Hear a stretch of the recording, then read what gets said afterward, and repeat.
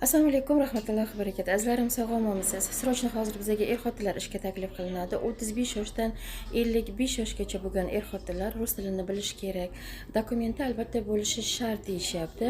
Bu Одинцовский rayon Жуковкada 50 sotik yeri va 550 kvadrat metr помещенияsi bor ekan. Oilada 5 kishi yashar ekan.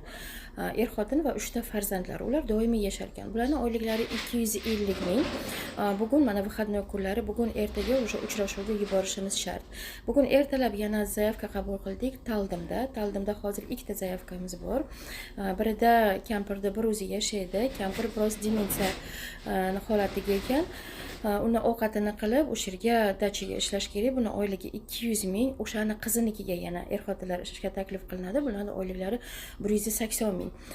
Sayru Sobirjonova deb nomlangan Telegram kanalimizga ishlarimizni doimiy ko'rib borib, o'zingizga ma'qul bo'lgan ishga bemalol o'zingizda rekomendatsiyangizni qo'yishingiz mumkin bo'ladi azizlarim. Ishlarimiz bo'yicha 8977 967 77 97 8977 967 50 14 telefon raqamlarimizga qo'ng'iroq qilib, yo bo'lmasa metro Sholgiskida ofisimizga kelib, bemalol biz bilan suhbatlashib, zayavka berishingiz mumkin bo'ladi azizlarim.